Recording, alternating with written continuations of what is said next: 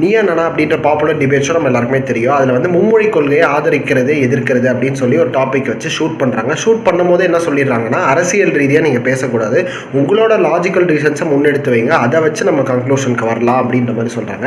இங்கே நிறைய journalist report பண்ணுறது என்னன்னா, அந்த ஷூட்டை வந்து முடிச்சாலும் வந்து டெலிகாஸ்ட் பண்ண விட மாட்டாங்க. ஏன்னா வந்து ஸ்டார் குரூப் வந்து இப்போ ஜியோக்கு போயிடுச்சு, அது வந்து முகேஷ் அம்பானி அவர்களோட கையில் இருக்குது.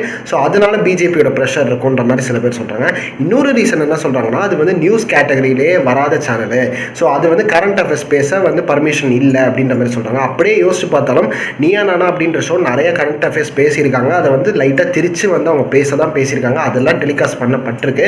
இது வந்து ஃப்ரீடம் ஆஃப் ஸ்பீச்சை வந்து கில் பண்ணுது அப்படின்ற மாதிரி நிறைய பேர் சொல்கிறாங்க. பட் இதில் நம்ம முக்கியமாக பார்க்க வேண்டியது என்னன்னா, இந்த 2 லாங்குவேஜ் பாலிசியை வச்சு இம்ப்ரூவ் ஆனவங்க அப்படின்றது வந்து நிறைய பேர் இருக்காங்க. ஸோ உதாரணத்துக்கு ஏபிஜே அப்துல் கலாமாக இருக்கலாம், மயில்சாமி அண்ணாதுரை அவர்களாக இருக்கலாம், சிவனா இருக்கலாம், சைலேந்திர பாபுவாக இருக்கலாம், இறையன்பு ஐஏஎஸ்ஸாக இருக்கலாம், அப்புறம் சுந்தர் பிச்சை அவர்களும் வந்து பார்த்தீங்கன்னா இந்த 2 லாங்குவேஜ் பாலிசி தான். ஸோ இந்த மாதிரி எக்ஸாம்பிள்ஸ் செட் பண்ணிட்டு போயிட்டே இருக்கலாம். இதே மும்மொழி கொள்கையை ஆதரிக்கிற நார்த் லீடர்ஸ் வந்து நார்த்லேருந்து வர பீப்புள் வந்து ஏன் வந்து சவுத்துக்கு வராங்க அப்படின்ற ஒரு கேள்விக்கு வந்து நம்ம எல்லாருக்குமே விடை தெரியும். ஏன்னா நார்த்தில் வந்து அந்தளவுக்கு எஜுகேஷன் சிஸ்டம் ஸ்ட்ராங்காக இல்லை அப்படின்றது தான் நிதர்சனமான உண்மை.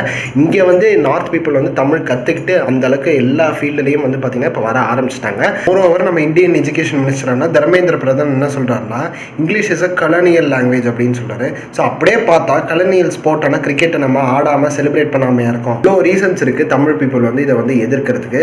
ஸோ உங்கள் ஐடியாஸ் எல்லாத்தையுமே வந்து கமெண்ட் செக்ஷனில் புட் ஃபோர்த் பண்ணுங்கள். இதுமாதிரி நிறைய விஷயங்கள் உங்களுக்கு தெரிஞ்சுக்கணுன்னா நம்ம சேனலை கண்டிப்பாக ஃபாலோ பண்ணிக்கோங்க. பாய்.